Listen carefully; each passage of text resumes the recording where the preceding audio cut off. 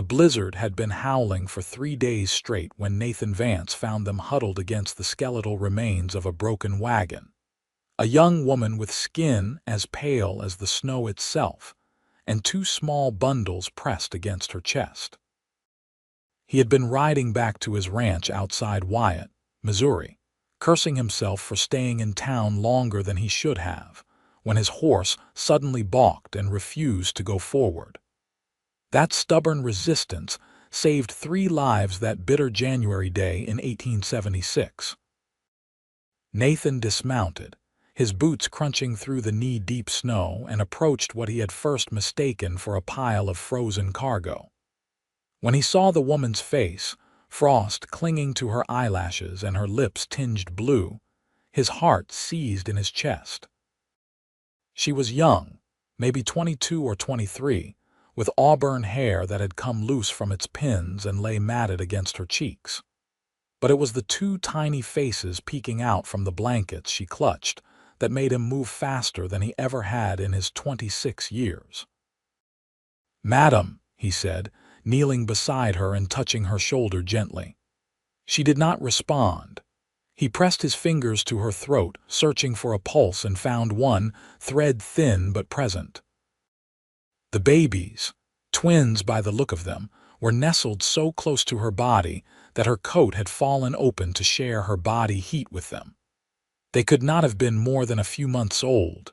Nathan did not waste time wondering how they had ended up there or where they had come from. The wagon told enough of a story, its wheel broken and supplies scattered and half buried in the drifts. He gathered the woman into his arms, careful to keep the babies pressed against her, and lifted all 3 with a strength born of desperation. She weighed almost nothing, and that terrified him more than the frozen state of her limbs. His horse, a steady mare named Copper, stood patient as he managed to mount with his precious cargo. He settled the woman across his lap, keeping her and the infants tucked inside his heavy sheepskin coat as much as possible. The wind bit at his face like 1,000 tiny knives as he urged Copper forward into the storm. His ranch was still 2 miles away, but it might as well have been 20. The ride was the longest of Nathan's life.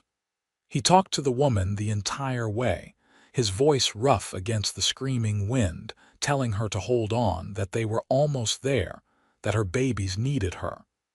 He did not know if she could hear him, but he needed to say the words anyway. The twins made small mewling sounds against her chest, and he took that as a good sign. When the dark shape of his ranch house finally emerged from the white curtain of snow, Nathan nearly wept with relief. He had built the place himself 3 years ago, a sturdy 2-story structure with a wide porch and a stone chimney that right now meant the difference between life and death. He half fell from his horse and staggered to the door, kicking it open and bringing them inside. The fire he had banked before leaving town still had embers glowing in the hearth. Nathan laid the woman and babies on the braided rug before it and immediately set about building up the flames. Heat was the first priority. Once the fire was roaring, he fetched every blanket he owned and began the careful process of warming them. He knew enough about freezing to know that warming had to be gradual. He had seen men lose fingers and toes because someone had thrust them too close to a fire too fast. So he worked methodically, removing the woman's frozen outer garments and wrapping her in dry blankets, then doing the same for the babies. They were both boys, he saw, with wispy dark hair and faces that were beginning to pink up in the warmth. The woman remained unconscious, her breathing so shallow that Nathan had to put his ear to her mouth to confirm she still drew breath. He heated water and used warm cloths to gently work circulation back into her hands and feet. Her fingers were like ice, the nails tinged purple. He massaged them carefully, willing the blood to flow back into the extremities. Hours passed. The storm continued to rage outside, but inside the ranch house it grew steadily warmer. The twins began to cry, lusty wails that suggested they were hungry. Nathan had no idea what to feed babies that young. He had grown up the youngest in his family and had never been around infants. Panic started to creep in around the edges of his determination. He tried warming some milk from his cow and dipping a clean cloth into it, then letting the babies suck on the cloth. They took to it eagerly enough, though he suspected it was not adequate. What they really needed was their mother. He looked at the woman's still face and prayed harder than he had since his own mother passed 5 years ago. As dawn broke gray and cold, the storm finally began to abate. Nathan had not slept, too afraid that if he closed his eyes, one or all of them would slip away. He sat on the floor beside the woman, the twins swaddled and nestled in a wooden crate he had lined with soft blankets, and he watched her face for any sign of waking. It was mid-morning when her eyelids finally fluttered. Nathan, who had been dozing despite himself, jerked fully awake. The woman's eyes opened slowly, revealing irises the color of spring moss. She stared at the ceiling beams above her, confusion clouding her gaze. "Easy," Nathan said softly, not wanting to startle her. "You are safe. You are in my home."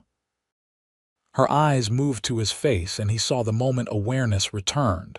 She tried to sit up, panic flooding her features. "My babies," she gasped, her voice a hoarse rasp. "Where are my babies?" "Right here," Nathan assured her quickly, moving to lift the crate so she could see. "They are fine. They are safe." She reached for them with hands that shook, and Nathan helped her sit up enough to see them properly. Tears spilled down her cheeks as she looked at their sleeping faces. "They are alive," she whispered. "Thank God they are alive." "What is your name?" Nathan asked gently. "Catherine," she said, not taking her eyes from the twins. "Catherine Sullivan. These are my sons, James and Joseph. I am Nathan Vance. This is my ranch about 2 miles outside of Wyatt. I found you yesterday during the storm." Catherine finally looked at him fully, and Nathan felt something shift in his chest at the intensity of her gaze. "You saved us," she said. "You saved all 3 of us." "I did what anyone would have done." "No," she said firmly. "Most people would have ridden right past in a storm like that. You stopped. You carried us here. You kept us alive." Fresh tears spilled over. "My husband, he was driving the wagon. We were trying to reach my sister in Wyatt. The wheel broke and Thomas went to find help. He told me to stay with the wagon, that he would be back soon. But he never came back, and the storm kept getting worse." Nathan felt a cold weight settle in his stomach. A man on foot in that blizzard would not have lasted long. "How long ago did he leave?" "I do not know. Before the storm got really bad. Maybe 5 or 6 hours before you found me. I tried to keep the babies warm, but I got so cold, and I could not think straight anymore." Her voice broke. "Do you think he might have made it somewhere?" Nathan did not want to give her false hope, but he also could not bear to crush what little she might have left. "When the storm clears enough, I will go look for him," he promised. "Right now, you need to rest and get your strength back. Those boys need their mother." Catherine nodded, but her expression said she already knew the truth. She had the look of a woman who had been preparing herself for the worst. "Can I hold them?" she asked. Nathan carefully lifted each baby from the crate and placed them in her arms. She cradled them close, bending her head to breathe in their scent. The babies began to fuss, their small faces scrunching up. "They are hungry," Catherine said. "I tried to nurse them in the wagon, but I got so cold. I do not know if I can now." "Let me help you get more comfortable," Nathan said, feeling heat rise in his face at the intimate nature of what she was suggesting, but knowing that propriety mattered far less than these infants' survival. He helped her arrange more pillows behind her back, and then discreetly turned away to give her privacy. After a few minutes, Catherine's soft voice told him it was all right to turn around. She had managed to get both babies nursing, though her expression was tight with discomfort. "It hurts," she admitted. "I think I might have gotten too cold, but they are eating and that is what matters." Nathan busied himself making her something to eat. He was not much of a cook, but he could manage eggs and biscuits. As he worked, he found himself acutely aware of Catherine's presence in his home. He had been alone here for so long that having another person, let alone 3 other people, felt both strange and oddly right. He brought her a plate of food and a cup of warm tea, and she ate ravenously with one hand while keeping the babies secure with the other. Nathan sat across from her in his worn leather chair and watched the firelight play across her features. Even exhausted and still recovering from near death, she was beautiful in a way that made his chest ache. "Tell me about yourself," Catherine said between bites. "You live here alone?" "Yes, madam. I came out to Missouri from Tennessee after the war, wanted to start fresh somewhere new. I have been building up this ranch for 3 years now. I have cattle, some horses, a few chickens. It is not much, but it is mine." "It is a good home," Catherine said, looking around at the solid walls and sturdy furniture. "You built it yourself?" "Most of it. Had some help with the barn raising, but the house I did on my own." "That is impressive." She paused, her expression growing distant. "Thomas and I came from Ohio. He had heard there was good farmland to be had in Missouri. My sister Martha moved to Wyatt last year with her husband, and she wrote that they were doing well. We thought we would try our luck too." Her voice dropped to barely a whisper. "We had such plans." Nathan did not know what to say to that, so he simply let the silence rest between them, broken only by the crackling of the fire and the small, suckling sounds of the babies. Over the next few days, as Catherine regained her strength, Nathan rode out several times to search for her husband. The storm had finally passed, leaving behind a landscape transformed into a white wilderness. He found the wagon easily enough and followed the trail of footprints that led away from it. They wandered in an increasingly erratic pattern, the unmistakable sign of a man losing his way in the blinding snow. He found Thomas Sullivan a quarter-mile from the wagon, half buried in a drift. The man had clearly been trying to get back to his family when the cold took him. Nathan dug him out and wrapped him in canvas, then brought the body back to the ranch. He hated having to tell Catherine, but she deserved to know. She took the news with a stillness that worried Nathan more than tears would have. She simply nodded and asked if she could see him. Nathan had laid Thomas in the barn, and he helped Catherine out there, supporting her still weakened body as she walked. She stood over her husband's body for a long time, not speaking. Finally, she reached out and touched his frozen face with gentle fingers. "He tried to save us," she said quietly. "He died trying to get help for me and the babies." "He was a brave man," Nathan offered. "He was a good man," Catherine corrected. "We had only been married a year. We met in Ohio and he courted me proper. He was kind and he worked hard and he wanted to give us a good life." She took a shaky breath. "I loved him, but not the way you read about in books, not the way that makes your heart race and your breath catch. He was my friend and I cared for him deeply, and now he is gone, and I do not know what I am supposed to do." Nathan felt the weight of her grief settle over both of them. "You are supposed to survive," he said. "You are supposed to raise those boys and give them the life their father wanted for them." Catherine looked at him then, really looked at him, and Nathan saw something shift in her eyes. "I cannot do that alone. I have no money, no home, no family except Martha, and I do not even know if I can reach her now.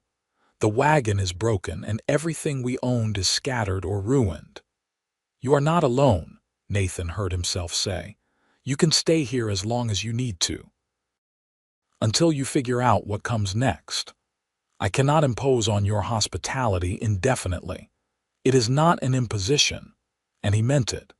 In the few days since he had brought them into his home, Nathan had discovered that he liked having them there. He liked the sound of Catherine's voice and the baby's cries. He liked having someone to cook for and talk to. His ranch had felt empty for so long, and now it felt full. They buried Thomas Sullivan in the small cemetery on the edge of Wyatt when the ground thawed enough to dig a grave. The pastor said words over him, and Catherine stood with her babies in her arms and tears streaming down her face. Nathan stood beside her, his hand hovering near her elbow in case she needed support. After the burial, Martha and her husband Robert came back to the ranch with them. Martha was a few years older than Catherine, with the same auburn hair and green eyes. She embraced her sister fiercely, crying into her shoulder. "When you did not arrive, we feared the worst," Martha said. "The storm was so terrible and we had no way to go looking for you." "Nathan saved us," Catherine said simply. "If not for him, we would all be dead." Martha turned to Nathan with gratitude shining in her eyes. "I do not know how to thank you properly." "No thanks needed," Nathan said, uncomfortable with the praise.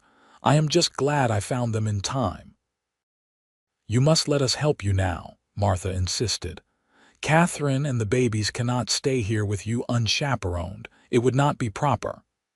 Nathan felt something cold drop into his stomach. Of course. He had not thought about propriety, too focused on survival and recovery.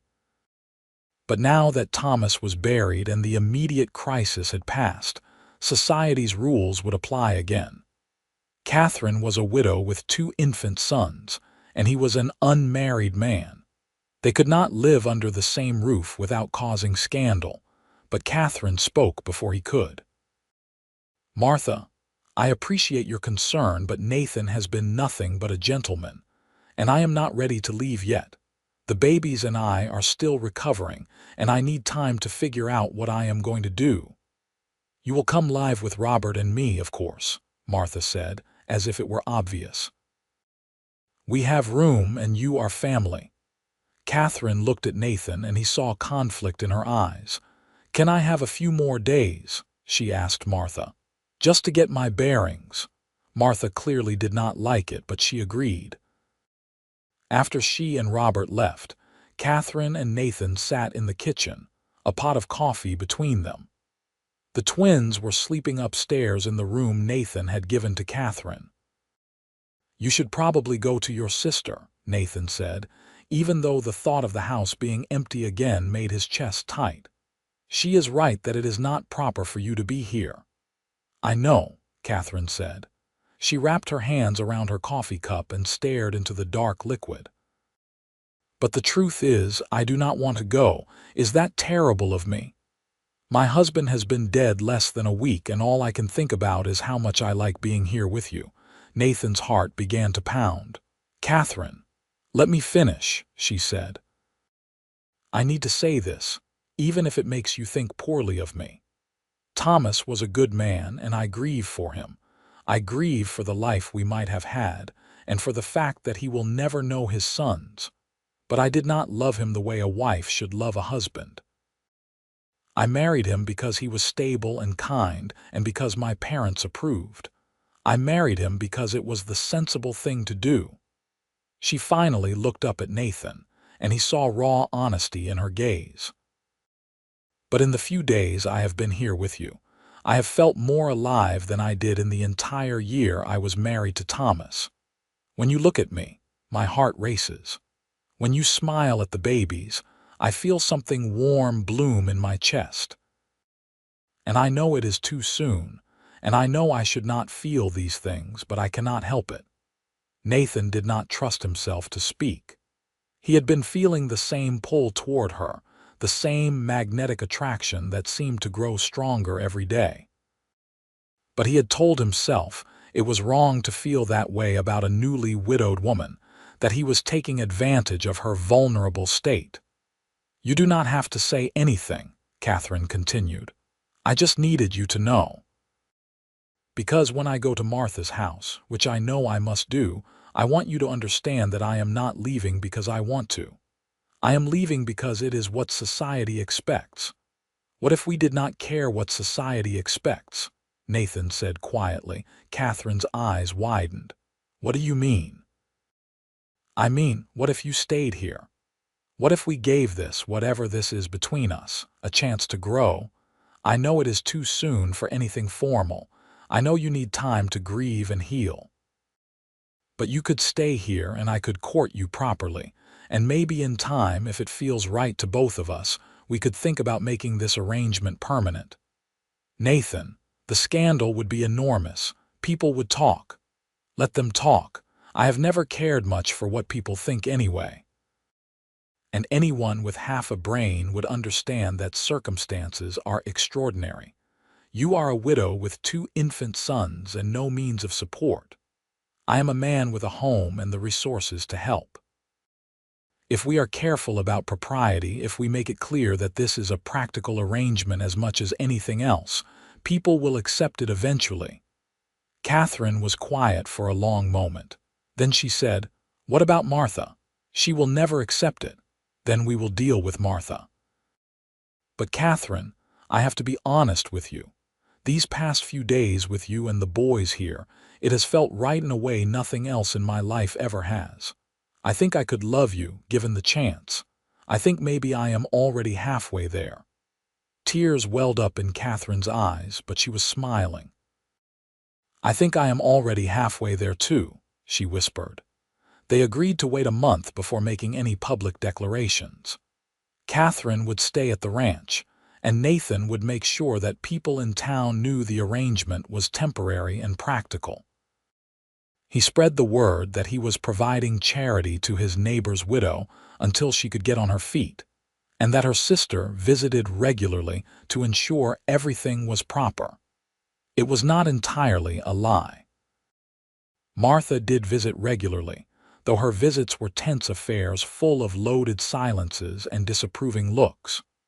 But as the weeks passed, and she saw how well Nathan cared for Catherine and the twins, some of her resistance began to soften. Nathan discovered that he loved being around the babies. James was the quieter of the two, content to watch the world with solemn, dark eyes. Joseph was more demanding, quick to cry when he wanted something, but equally quick to smile when he got it. Nathan learned how to change their cloths, how to burp them after Catherine nursed them, how to rock them to sleep in the middle of the night when they were fussy. He and Catherine fell into an easy rhythm of domestic life. She cooked meals that were far better than anything he had ever managed on his own. She mended his clothes and brought warmth and order to his home. In return, he provided for her and the boys, bringing in wood for the fire, hunting fresh meat, handling all the heavy labor that ranching required. But more than the practical aspects of their arrangement, they talked. They sat up late into the night and shared their histories, their dreams, their fears. Catherine told him about growing up in a strict household in Ohio, about the expectations that had been placed on her to marry well and produce children. She talked about the loneliness of her marriage to Thomas, how she had tried to love him the way she thought she should, but had never quite managed it. Nathan told her about the war, about things he had never spoken of to anyone else. He told her about watching friends die, about the nightmares that still sometimes woke him in the night. He told her about his parents, both gone now, and about his brother who had stayed in Tennessee to run the family farm. He told her about the dream of building something of his own out here in Missouri, of creating a legacy that would outlast him. "You are doing that," Catherine said one night as they sat before the fire. The twins were asleep upstairs, and the house was peaceful and warm. "This ranch, it is beautiful. You should be proud of what you have built." "It feels more complete with you here," Nathan admitted. "Before you came, it was just a place I lived. Now it feels like a home." Catherine reached across the space between them and took his hand. It was the first time they had touched beyond the practical necessities of daily life, and Nathan felt electricity shoot up his arm at the contact. Her hand was small and warm in his, and he never wanted to let it go. "Nathan," she said softly, "I know we said we would wait a month, but I do not need more time to know how I feel about you. I know it is scandalous, and I know people will judge me, but I cannot bring myself to care. I love you. I think I have loved you since the moment I woke up in your house and saw you watching over my babies like they were your own." Nathan moved from his chair to kneel before her, still holding her hand. "I love you too," he said, the words feeling both terrifying and right. "I love you, and I love those boys upstairs. I want to marry you, Catherine. I want to be a husband to you and a father to James and Joseph. I want to fill this house with more children if you are willing. I want to spend every day for the rest of my life making you happy." Catherine cupped his face with her free hand, her thumb brushing across his cheekbone. "Yes," she said simply. "Yes to all of it." He kissed her then, gently at first and then with growing passion. She tasted like the peppermint tea she had been drinking, sweet and warm. When they finally pulled apart, both breathing hard, Nathan rested his forehead against hers. "We should still wait a bit before we marry," he said reluctantly. "Not a full year, because I do not think I can wait that long, but a few more months to give you time to properly grieve Thomas and to let people get used to the idea of us together." 3 months, Catherine agreed. "We will marry in April, when the world is coming back to life." Those 3 months were the longest and shortest of Nathan's life. Long because he wanted Catherine to be his wife in every sense of the word, and the waiting was a sweet torture. Short because every day brought new joys and small discoveries about each other. The twins grew rapidly, becoming more alert and responsive. James smiled for the first time one morning in February, and Nathan felt his heart expand in his chest at the sight. Joseph followed a few days later, his smile wider and more frequent than his brother's. Martha gradually came to accept the relationship, especially after Catherine had a frank conversation with her about the reality of her marriage to Thomas and her feelings for Nathan. "I was not unfaithful to him," Catherine told her sister firmly. "I honored my vows while he was alive, but he is gone, and I am still here, and I have a right to find happiness with someone who makes my heart sing." The people of Wyatt proved more understanding than Nathan had expected. Most of them knew him as an honest, hard-working man, and when they saw how devoted he was to Catherine and her children, they accepted the unusual situation. There were a few who whispered and gossiped, but Nathan and Catherine ignored them. In early April, as the first green shoots of spring began to push through the earth, they married in a simple ceremony at the church in Wyatt. Martha and Robert stood up with them, and several of Nathan's friends from town attended. Catherine wore a dress of pale blue, and Nathan wore his best suit. The babies, now 6 months old and chubby and healthy, were passed around among the guests like precious treasures. When the pastor pronounced them husband and wife, and Nathan kissed Catherine for the first time as her husband, he felt a sense of rightness so profound, it brought tears to his eyes. This woman, these children, they were his family now. They were his whole world. The wedding celebration was held at the ranch, with tables set up in the yard and food and drink aplenty. People danced to fiddle music, and children ran shrieking through the spring grass. Nathan held Catherine close as they swayed to a slow song, her head resting on his shoulder. "Happy," he murmured into her hair. "Beyond measure," she replied. "I never knew life could feel like this." That night, after the guests had gone and the twins were asleep, Nathan carried Catherine over the threshold of their bedroom. She laughed at the gesture, the sound light and joyful. "We already live here," she pointed out. "Humor me," he said. "I have been waiting 3 months to have you properly as my wife." He set her down gently and began to undo the buttons of her dress with careful fingers. She helped him, and soon they were standing before each other with no barriers between them. Nathan traced the line of her collarbone with his fingertips, marveling at the softness of her skin. "You are so beautiful," he said. "I am not," Catherine said, self-conscious about her body after carrying and nursing twins. "I am soft and marked and nothing like I was before the babies." "You are perfect," Nathan corrected, pulling her close.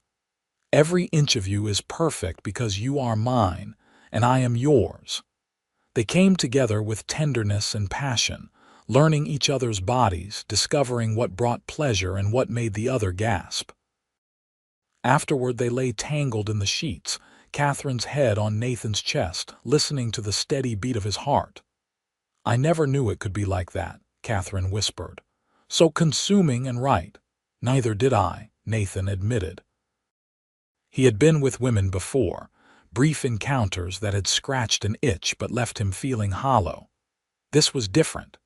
This was connection and love and home all rolled into one overwhelming experience. They fell asleep wrapped around each other, and when the twins woke them in the early morning hours, they rose together to tend to them. Nathan changed Joseph while Catherine nursed James, and then they switched. It was domestic and routine and absolutely perfect. The seasons turned, and life on the ranch settled into a comfortable pattern. Nathan worked the land and tended the cattle while Catherine managed the house and cared for the twins. But more than that, they built a partnership based on mutual respect and deep love. They made decisions together, shared the burdens and joys equally. James and Joseph thrived under their care. As they grew into toddlers, it became clear that they had very different personalities. James was thoughtful and careful, always watching before he acted. Joseph was bold and adventurous, constantly getting into things he should not. Nathan loved them both with a fierce protectiveness that sometimes surprised him with its intensity. Catherine bloomed in her new life. The shadows that had lingered behind her eyes in the early days gradually faded, replaced by a contentment that showed in her ready smile and easy laughter. She told Nathan often that he had given her a gift beyond measure, the chance to truly live rather than just exist. On a warm evening in August, as they sat on the porch watching the twins play in the grass, Catherine took Nathan's hand and placed it on her belly. "We are going to have another baby," she said softly. Nathan's eyes widened, and then a grin split his face. "Truly, truly. I am about 3 months along, I think. I should have told you sooner, but I wanted to be certain." He pulled her into his arms and held her tight, his heart so full he thought it might burst. "A baby," he said wonderingly. "Our baby. James and Joseph are ours too," Catherine reminded him gently. "I know, and I love them as if they came from my own blood. But this baby, Catherine, this baby we made together out of our love, it feels like a miracle." She kissed him softly. "You are my miracle, Nathan Vance. You and this life we are building together." The pregnancy was easier than her first had been, perhaps because Catherine was not stressed and worried as she had been with the twins. She was well fed and well rested, and she had Nathan's constant support. He doted on her, making sure she did not overexert herself, bringing her favorite foods from town, rubbing her swollen feet at the end of the day. Martha visited regularly, and the relationship between the sisters had mended completely. Martha saw how happy Catherine was, how loved and cherished, and any lingering doubts she might have had about the swift remarriage vanished. She helped Catherine prepare for the new baby, sewing tiny clothes and knitting soft blankets. In March of 1877, on a day when the first crocuses were pushing through the last patches of snow, Catherine went into labor. Nathan sent for the midwife and then stayed by Catherine's side, holding her hand through each contraction. The labor was long and difficult, and there were moments when Nathan was terrified that he might lose her. But Catherine was strong, stronger than she looked. She bore down when the midwife told her to, breathed through the pain, and finally, as dawn was breaking over the horizon, she delivered a healthy baby boy. Nathan held his son for the first time, this tiny red-faced creature who had his dark hair and Catherine's delicate features, and wept openly. "He is perfect," he said, his voice choked with emotion. "He needs a name," Catherine said, exhausted but glowing with joy. "Noah," Nathan said without hesitation. "I want to call him Noah," Catherine smiled. "Noah Vance, I love it." The twins, now toddling around with increasing confidence, were fascinated by their new brother. They would stand by his cradle and stare at him with solemn wonder. Joseph liked to pat the baby's head gently, while James preferred to bring him toys, as if the infant might suddenly be interested in wooden blocks and carved horses. Life continued its forward march. The ranch prospered as Nathan expanded his herd and invested in better breeding stock.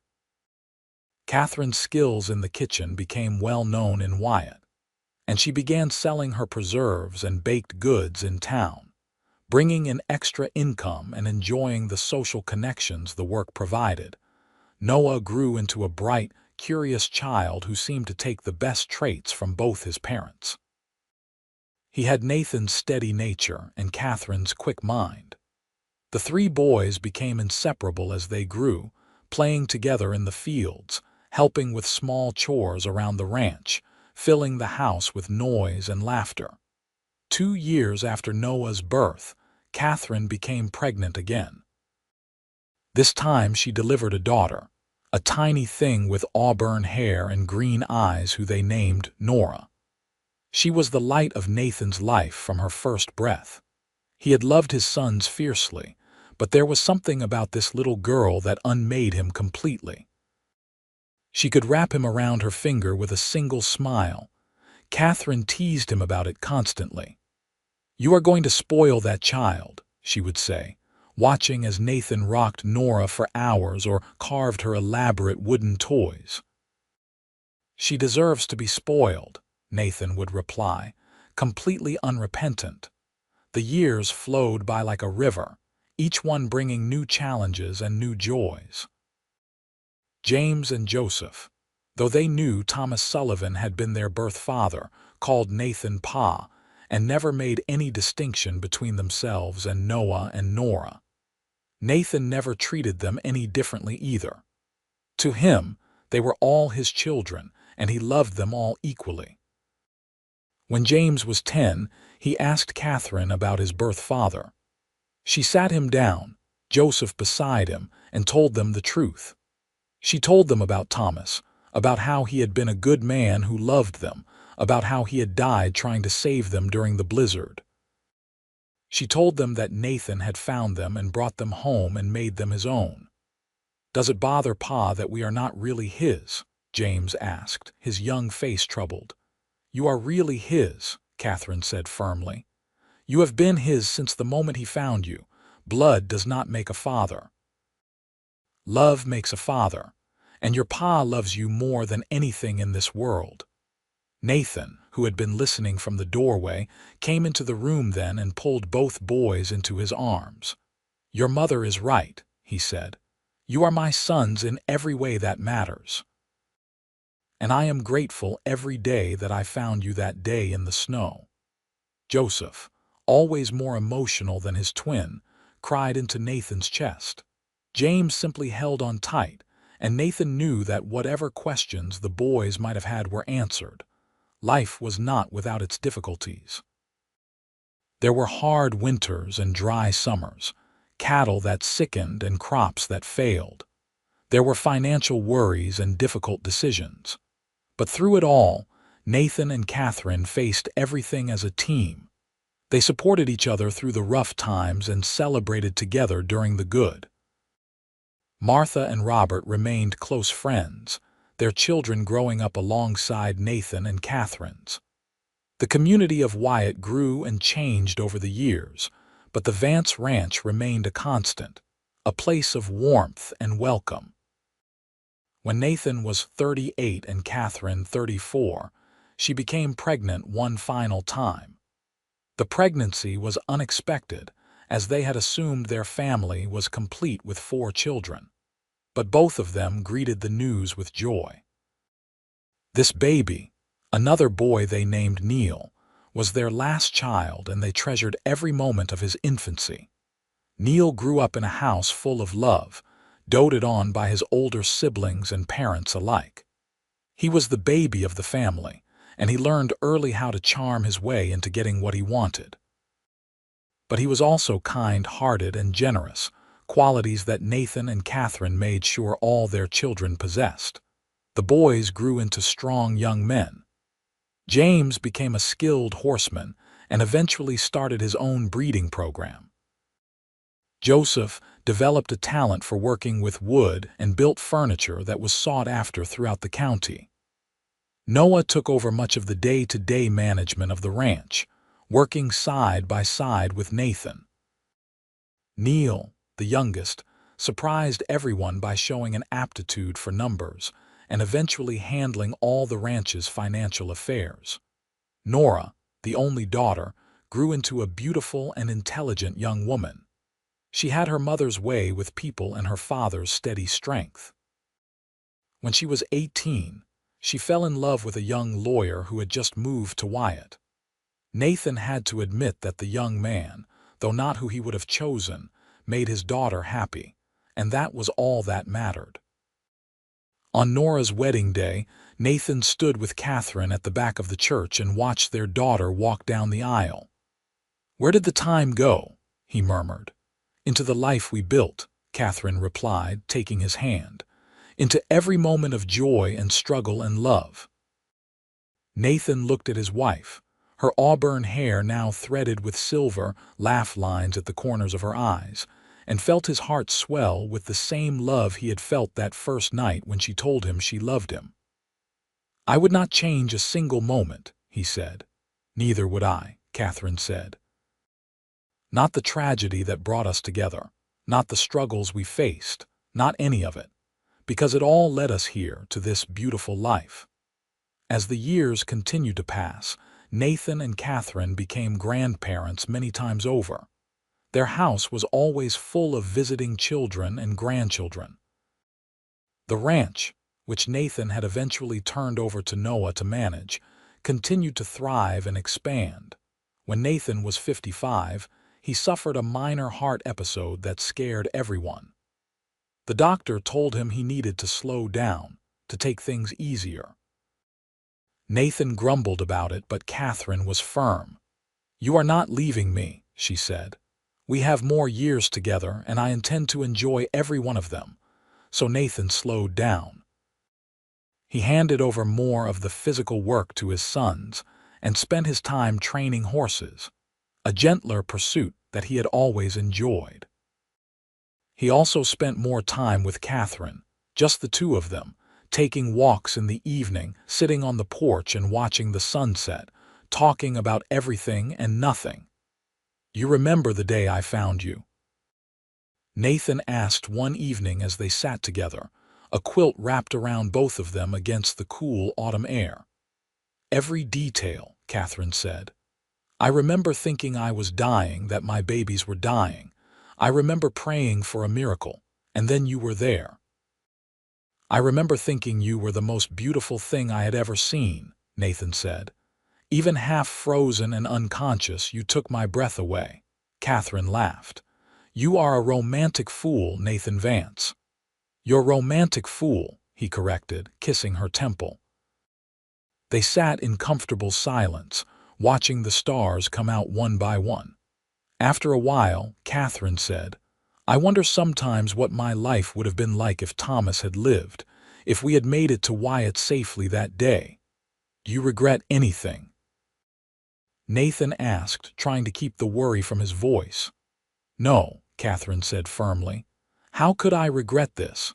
Thomas would have been a good father and we would have had a decent life, but it would never have been this. This love, this passion, this deep partnership we have. I think Thomas and I would have been content, but we would never have been truly happy. Not the way you and I are. I like to think that Thomas would approve, Nathan said. That he would be glad you found happiness and that his sons grew up loved and provided for. I think he would, Catherine agreed. He was a good man. He deserved better than to die in that snow, but maybe in some way his death gave all of us the chance to truly live. When Nathan was 60, the family threw a huge celebration for his birthday. All 5 children came with their families, filling the ranch house to bursting with noise and laughter. There were grandchildren running everywhere, ranging from infants to teenagers. Nathan sat in his chair by the fire and watched the chaos with a contented smile. James, now 35 and looking so much like Thomas Sullivan that it sometimes startled Nathan, came to sit beside him. "You look happy, Pa." "I am," Nathan said simply. "Happiest man alive, I reckon." "You know Joseph and I are grateful every day that you found us, right?" James said. "You gave us a life we never could have had otherwise." Nathan reached over and squeezed his son's shoulder. "You gave me a life I never could have had otherwise, too," he said. "The day I found you and your brother and your mama, that was the day my real life began." Catherine came over then, shooing James away with a laugh. She settled onto Nathan's lap despite his protests that she was too old for such things. "Nonsense," she said. "I will sit on my husband's lap if I want to." Nathan wrapped his arms around her and breathed in the familiar scent of her hair. "I love you," he said. "I love you too," Catherine replied. "More than I could ever put into words." They sat together like that, surrounded by their family, and Nathan thought about the twisting path that had brought them here. A broken wagon wheel, a terrible storm, a desperate ride through the snow. So many things could have gone wrong. He could have stayed in town. His horse could have missed seeing them in the snow. They could have frozen before he got them to warmth, but none of those things had happened. Instead, fate or providence or sheer luck had brought them together. And from that frozen beginning had grown a love that had sustained them through decades of life, had produced children and grandchildren, had created a legacy that would continue long after they were gone. As Nathan looked around the room at all the faces of the people he loved, he felt a profound sense of gratitude.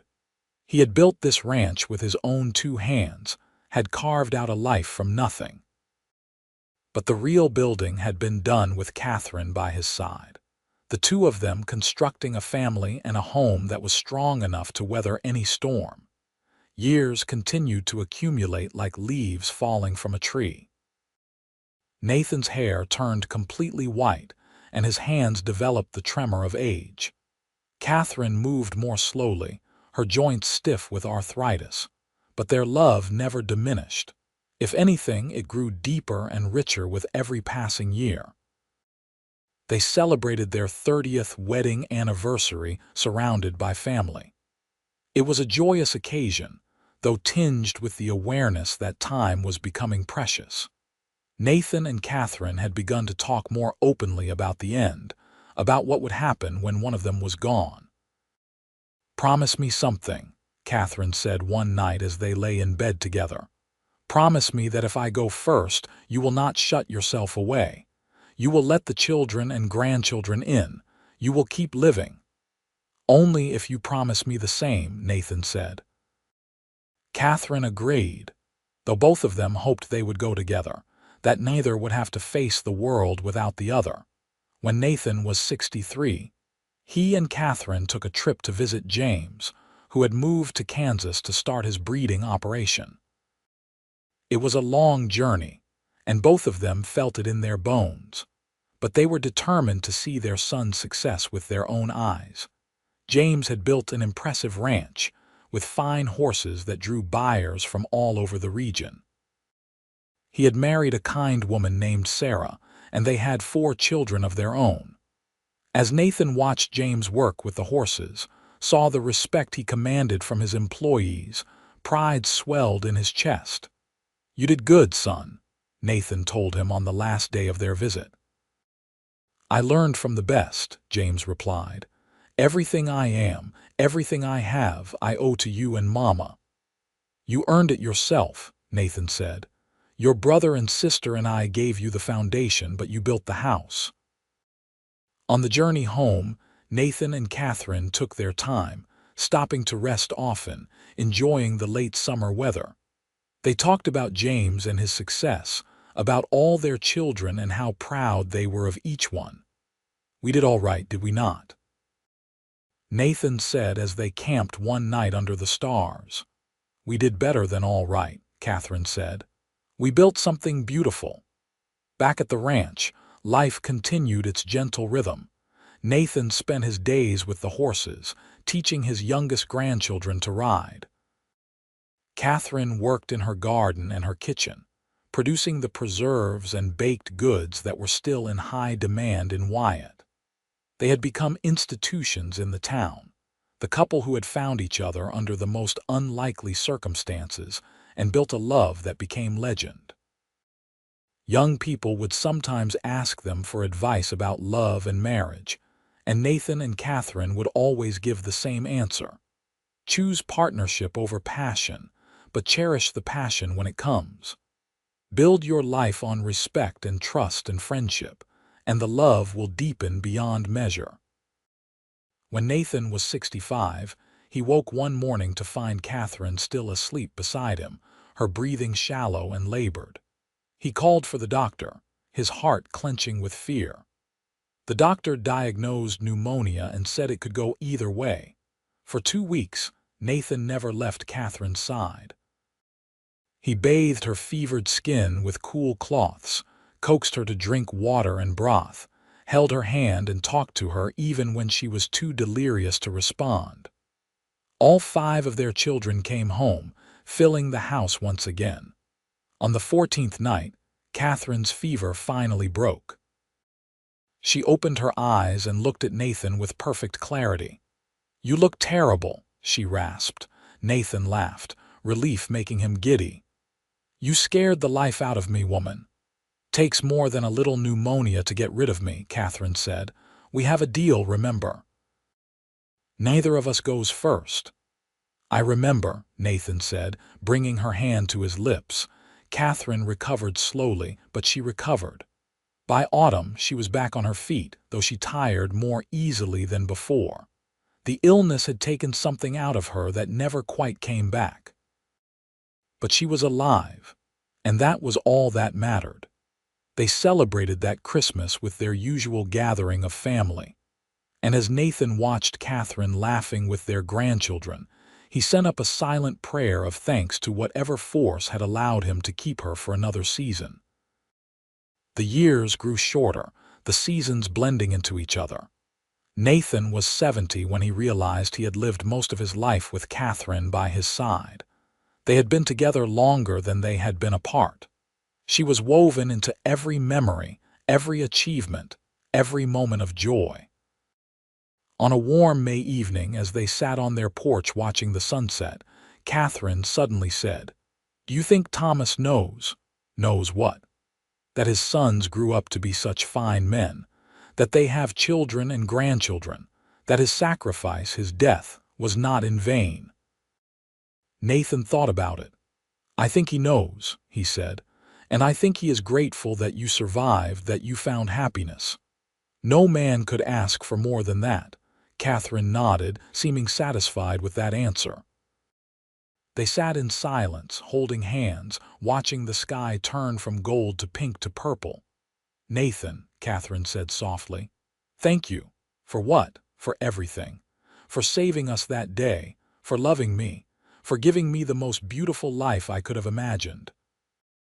"Right back at you," Nathan said, his voice thick with emotion. "You saved me too, you know. I was just existing before you came along. You taught me how to truly live." They sat together until the stars came out, and then Nathan helped Catherine to bed. They curled up together the way they had every night for 33 years, and Nathan listened to her breathing gradually slow and deepen as she fell asleep. When Nathan was 72, and Catherine was 68, They decided to throw one last big gathering. They invited everyone they knew, all the children and grandchildren and great-grandchildren who had started to arrive, all their friends from Wyatt, Martha and Robert, who were now elderly themselves. It was a beautiful summer day, the kind that felt like a gift. Tables were set up in the yard, laden with food. Music played and children ran and played. Nathan and Catherine held court in the center of it all, accepting well wishes and reminiscing with old friends. Late in the afternoon, Nathan stood up and called for everyone's attention. When the crowd quieted, he took Catherine's hand and pulled her to her feet beside him. "Most of you know our story," Nathan began. "How I found Catherine and the twins in a blizzard 34 years ago, how I brought them home, how we fell in love. But what you might not know is that every single day since then has been a gift. Every morning I wake up beside this woman. I am grateful. Every meal we share, every sunset we watch together, every grandchild we welcome into the world, it all feels like a miracle." He turned to look at Catherine, who had tears streaming down her face. "You are the love of my life," he said. "You are my partner, my best friend, my whole heart. And if I had to do it all over again, I would not change a single thing. I would ride out into that storm every time, knowing it would lead me to you."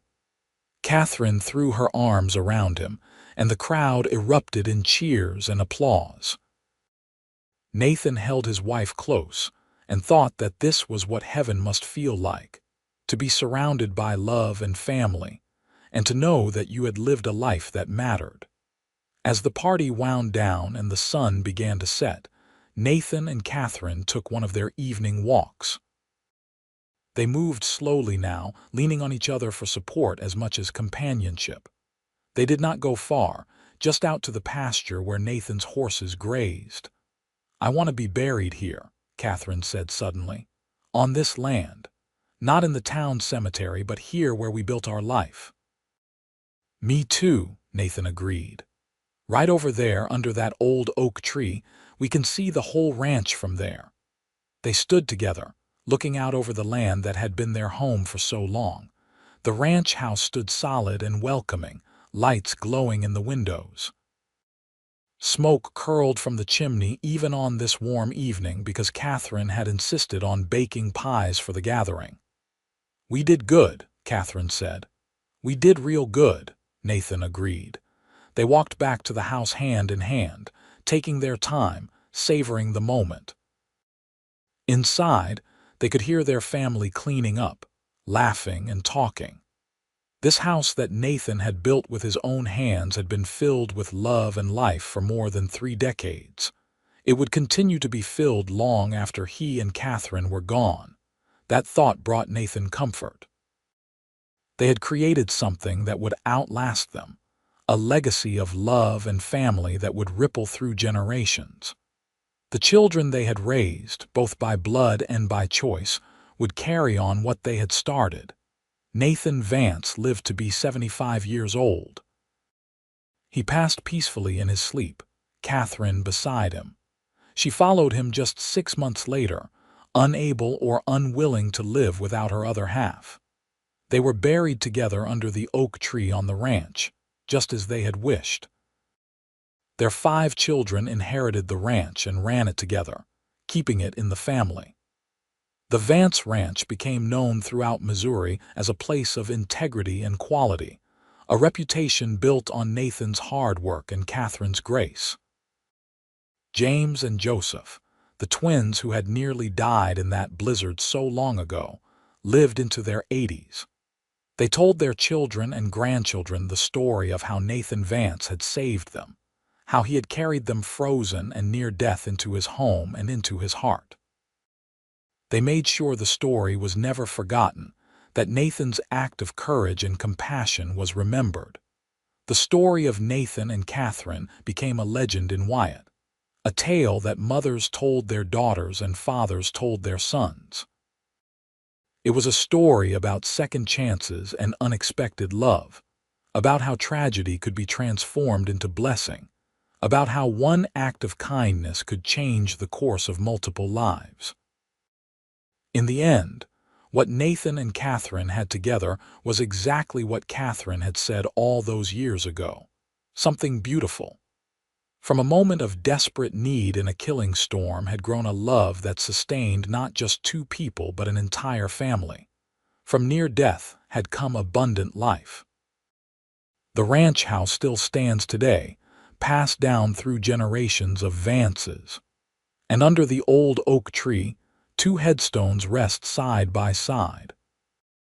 Their story, the story of the cowboy who found a frozen woman with twins in her arms and carried them all into his heart, remains a testament to the power of compassion, the resilience of the human spirit, and the transformative nature of love. It reminds us that even in our darkest, coldest moments, there is hope. That someone might come riding out of the storm, see us in our need and choose to save us. And in saving us, they might find themselves saved as well. The life Nathan and Catherine built together, brick by brick, day by day, moment by moment, was exactly what they both had always needed but never knew they were searching for until they found each other. From a frozen beginning came the warmest of endings, a love that lasted a lifetime and beyond, carried forward in the hearts and lives of everyone they touched.